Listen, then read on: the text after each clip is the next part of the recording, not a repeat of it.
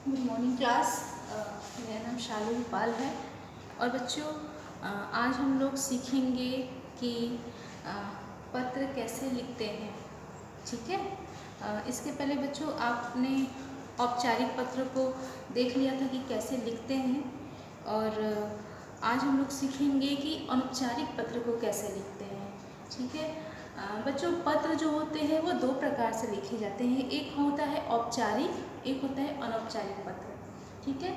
औपचारिक पत्र वो होते हैं जो कार्यालय क्षेत्र में यूज़ किए जाते हैं, इस्तेमाल किए जाते हैं कार्यालय क्षेत्र में, और अनौपचारिक पत्र वो होते हैं जो हम अपने सगे संबंधियों, मित्र, पास पड़ोस, दूर के रिश्तेदारों को लिखते हैं। ठीक है।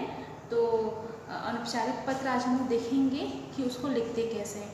और बच्चों अनौपचारिक पत्र में हम लोग जो शब्द इस्तेमाल करते हैं उसमें प्रिय और ऐसे प्रिय मित्र, प्रिय भाई, ऐसे शब्दों का इस्तेमाल करते हैं।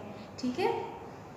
और अपने बड़ों के लिए हम करते हैं पूजनीय, पूज्य, सादर प्रणाम, ऐसे ऐसे शब्दों का इस्तेमाल करते हैं। और जबकि औपचारिक पत्रों में बच्चों हम लोग मान्यवर, महोदय, ऐसे ऐसे शब्दों का इस्तेमाल करते हैं।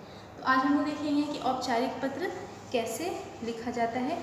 आप अपनी कॉपी में बच्चों इसको नोट डाउन करेंगे, लिखेंगे और याद करेंगे। परीक्षा के लिए इसको याद करेंगे और ये परीक्षा में आएगा। ठीक है। तो हम लोग आज लिखेंगे अनौपचारिक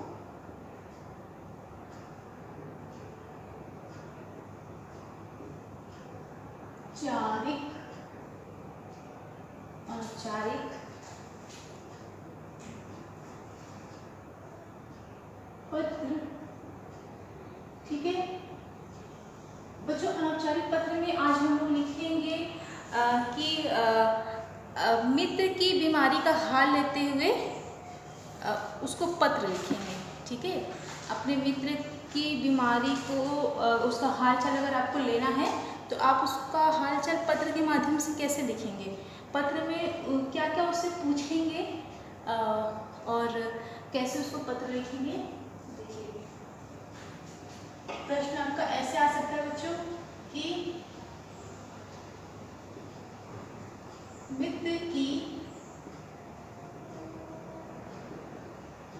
बीमारी, ठीक है बच्चों, मित्र की बीमारी का हाल लेते हुए, बीमारी का हाल लेते हुए, मित्र की बीमारी का हाल लेते हुए मित्र को पत्र लिखो। मित्र को पत्र लिखो। जैसे आपका मित्र बीमार पड़ गया और पहले तो ये फोन, मोबाइल तो हुआ नहीं करते थे, तो एक दूसरे का हाल समाचार पत्रों के माध्यम से करते थे। तो देखिए कैसे लिखते हैं। सबसे पहले बच्चों, सबसे पहले इसमें हम लोग लिखेंगे कि जिस मित्र को आप पत्र भेज रहे हो बच्चों, सबसे पहले उसका पता यहाँ लिखेंगे एक साइड में। कोई भी उसका जो मकान नंबर है, उसका जो हाउस नंबर है वो लिखेंगे। जैसे T99 उसका हाउस नंबर है, MES। बच्चों हाउस नंबर सबका अलग अलग होता है। आप परीक्षा में कोई भी हाउस नंबर लिख सकते हैं, ऐसा नहीं है कि जो यहाँ लिखा है आप वही लिखेंगे। तो सबसे पहले सबसे ऊपर इस साइड हम लोग सबसे पहले उसका हाउस नंबर यानी मकान नंबर लिखेंगे। जैसे मैंने कोई भी आप मकान नंबर लिख सकते हैं, जैसे लिख दिया मैंने T99। ठीक है।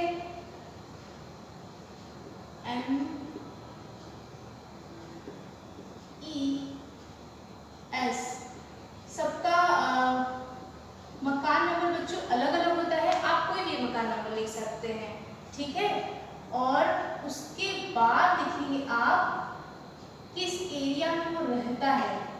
जैसे क्षेत्र, कोई भी क्षेत्र हो सकता है, कैंट हो गया, आपका मित्र किस एरिया में रहता है उस क्षेत्र का नाम लिखेंगे, ठीक है। जैसे कोई कैंट रहता है, कोई महमूदगंज रहता है, और सबका अलग अलग क्षेत्र होता है, तो आप गली मोहल्ले का नाम नहीं लिखेंगे, उस क्षेत्र का नाम लिखेंगे जिस क्षेत्र में एक पुलिस स्टेशन या थाना पड़ता हो, ऐसे उस क्षेत्र का नाम लिखेंगे, ठीक है। और उसके बाद आप लिखेंगे वाराणसी, वाराणसी जिले का नाम होता है, वाराणसी आप जरूर लिखेंगे क्योंकि इसी से पता चलता है कि वो किस जिले में रहता है, ठीक है। और आपको अगर दूसरे जिले में भेजना है तो वहाँ दूसरे जिले का नाम लिखेंगे, जैसे कोई लखनऊ रहता है तो आप लखनऊ लिखेंगे, दिल्ली रहता है तो दिल्ली लिखेंगे, तो उसको आप यहाँ चेंज करेंगे, ठीक है। तो सही सही हाउस नंबर यानी मकान नंबर, उसके बाद किस क्षेत्र में रहता है उस क्षेत्र का नाम, और फिर किस जिले में रहता है उस जिले का नाम, एक सही सही उसका पता लिखेंगे, ठीक है बच्चों। और फिर आप किस दिन उसको ये पत्र भेज रहे हैं, आप किस दिन उसको ये पत्र भेज रहे हैं उस दिन का आप तारीख डालेंगे यानी दिनांक डालेंगे, ठीक है। उसके बाद बच्चों जैसे आप पत्र भेज रहे हैं 16 अगस्त को, ठीक है, 16, तो आप 16 अगस्त भी लिख सकते हैं ऐसे, ठीक है, ऐसे लिख सकते हैं। और यहाँ पे आप ईयर लिखेंगे जैसे 2020, आप ऐसे भी दिनांक लिख सकते हैं और आप ऐसे भी लिख सकते हैं, पूरा अंकों में लिख सकते हैं, कैसे भी आप यहाँ पे एक तारीख लिखेंगे, ठीक है, किस तारीख को आप भेज रहे हैं। लेकिन ये तीनों के बीच कोई गैपिंग नहीं होगी लाइनिंग में, और उसके बाद आप एक लाइन छोड़ के फिर आप दिनांक लिखेंगे, ठीक है। पत्र लिखने का एक तरीका होता है जिसमें ध्यान दिया जाता है कि कितनी लाइन छोड़ के कौन सी लाइन हमको लिखनी है।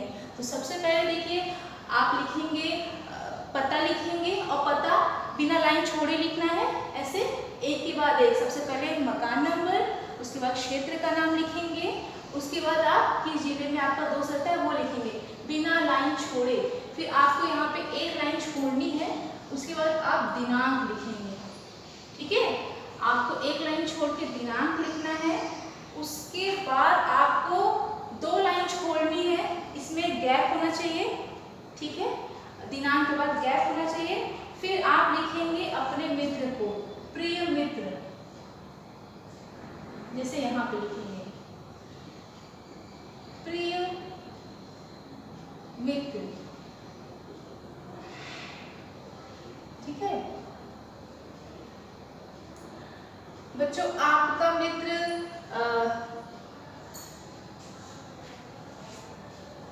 एक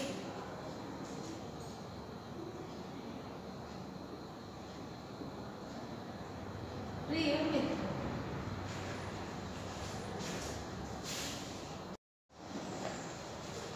तो बच्चों सबसे पहले हम लिखेंगे प्रिय मित्र, और आपके जो मित्र का नाम है आप उसका नाम लिखेंगे, ठीक है। जैसे प्रिय मित्र अगर मैं लिखती हूँ सोनी, किसी के मित्र का नाम अगर सोनी है तो मैं सोनी लिखती हूँ, प्रिय मित्र सोनी। आप कोई भी नाम लिख सकते हैं, जो भी आपका मित्र हो जिसको आप पत्र लिख रहे हैं आप उसका यहाँ नाम लिखेंगे, ठीक है। उसके बाद यहाँ एक लाइन छोड़ने आप कॉमा लगाएंगे, उसके एक लाइन छोड़ने के बाद ही आप लिखना शुरू करेंगे, उसका हाल जानने के लिए जो भी आपको बात है उसको लिखनी है, ठीक है। जैसे सबसे पहले आप शुरुआत करेंगे, यहाँ एक लाइन छोड़ने के बाद यहाँ से आप शुरुआत करेंगे, जो ये लाइन चल रही थी आपकी उसी लाइन से आप यहाँ लिखेंगे कि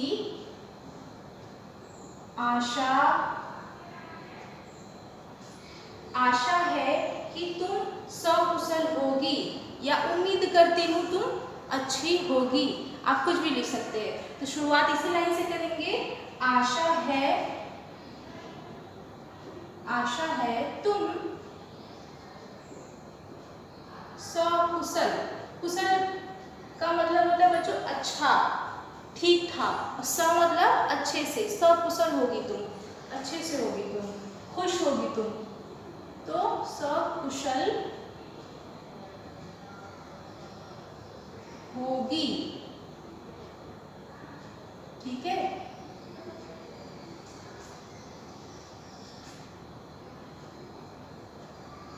और बच्चों अगर कोई लड़का अपने लड़के मित्र को पत्र लिख रहा है तो वहां पे अगर कोई किसी लड़के का नाम लिखता है, मान लो प्रिय मित्र मोहन अगर वो लिखता है, तो वो लाइन ये स्टार्ट, ये नहीं लिखा कि तुम आशा है तुम सकुशल होगी, तब वहां पे ये क्या होगा, लिंग चेंज हो जाएगा, बदल जाएगा।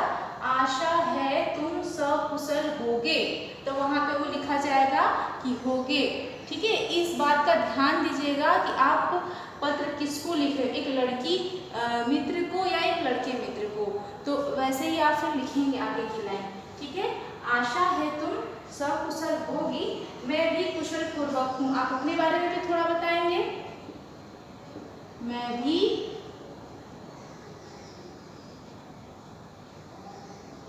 कुशल पूर्वक हूँ। मैं भी कैसी हूँ, कुशल पूर्वक हूँ। मुझे पता चला है,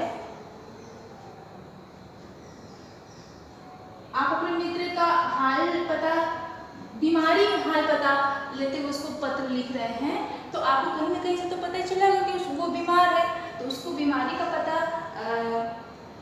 उसकी बीमारी का पता कि कैसी है वो, तो इसके लिए आप उसको पत्र लिख रहे हैं, तो लिखेंगे आप, मुझे पता चला है कि तुम बीमार हो।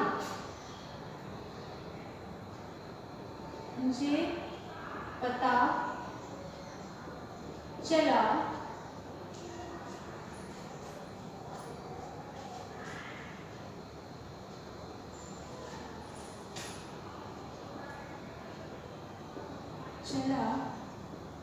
है, मुझे पता चला है कि तुम बीमार हो। इसके बाद आपको कोई लाइन नहीं छोड़नी, बिना लाइन छोड़े आपको लिखना है कि तुम बीमार हो। ठीक है,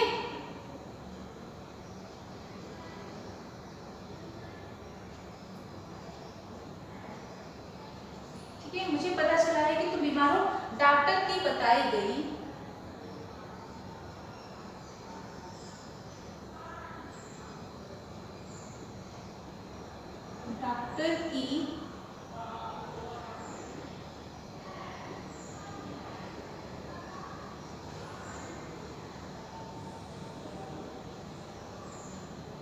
डॉक्टर की बताई गई दवाइयों को आप उसको बोलेंगे।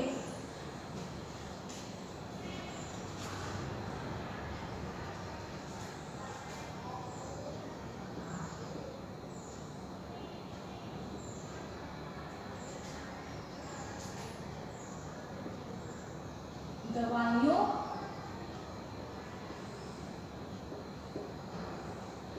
को आप अपने मित्र को बोल रहे हो कि डॉक्टर की बताई गई दवाइयों को समय से खाओ। ठीक है, समय से खाओ। आप तो यही लिखोगे क्योंकि वो बीमार है। ठीक है,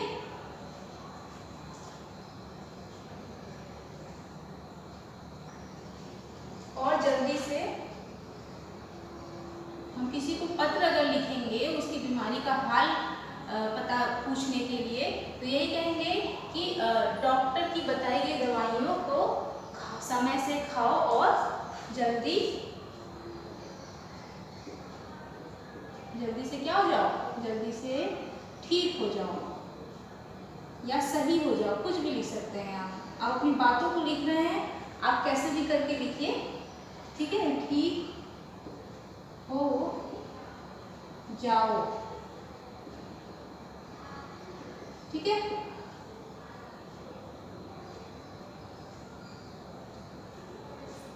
आपने ये लिख लिया। सी बातें और लिखेंगे। जैसे ये तो हुई मेन बात, आप उससे वो स्कूल नहीं आ रहा है, बीमार है, तो कुछ अगर आपके वो कक्षा में पढ़ता है तो कुछ कक्षा की बातें आप लिख सकते हैं, या फिर कुछ और बातें भी लिख सकते हैं। जैसे कक्षा में बस, उसके बाद आपको एक लाइन चेंज करनी होगी, कंटिन्यू उसी पे नहीं चलना होगा। उसके बाद आप यहाँ लिखेंगे पैराग्राफ, बस चेंज करना होगा, लाइन नहीं छोड़नी है। कक्षा में बस गणित और हिंदी मान लीजिए, या कोई भी विषय हो, जिस विषय का उसका काम छूट रहा है उसकी थोड़ी सी जानकारी उसको देंगे, ठीक है। गणित और हिंदी, ठीक है, गणित और हिंदी के में दो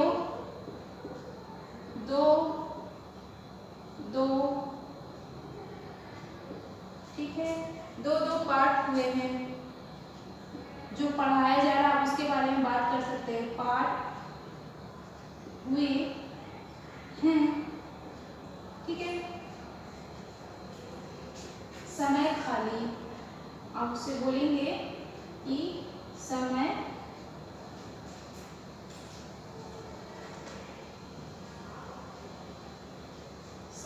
खाली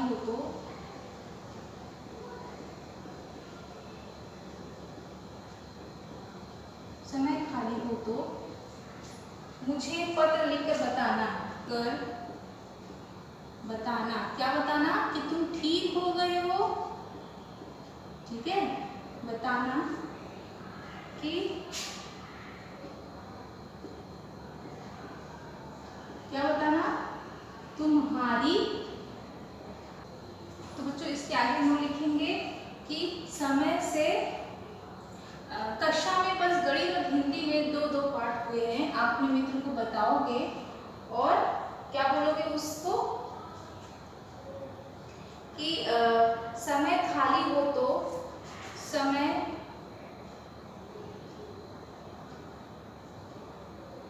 खाली हो तो क्या करो, समय खाली हो तो मुझे पत्र लिखकर बताना, मुझे पत्र लिखकर बताना कि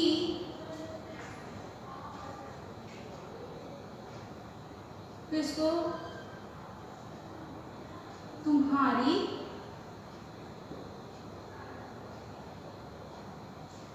तबीयत कैसी है,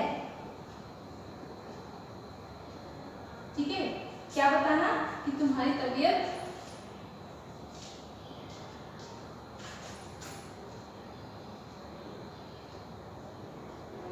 कैसी है,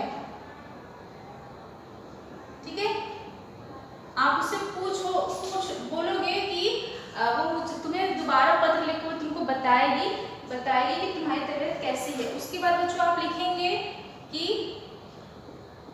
उसके माता पिता के बारे में आप थोड़ा सा लिखेंगे, उससे आप बोलेंगे कि अपने माता पिता को, ठीक है, अपने माता पिता को मेरा सादर प्रणाम करना, या मेरी तरफ से, आप कुछ भी लिख सकते हैं, मेरी तरफ से सादर प्रणाम करना, ठीक है।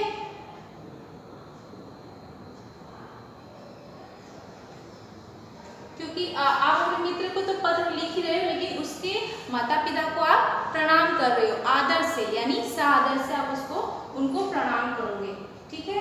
और फिर उसके बाद यहाँ आखिरी में लिखोगे, एक लाइन आपको यहाँ छोड़नी पड़ेगी बच्चों, उसके बाद आप लिखोगे तुम्हारा ठीक है, या तुम्हारी, दोनों में से आप एक चीज लिखोगे, तुम्हारी, ठीक है, मित्र।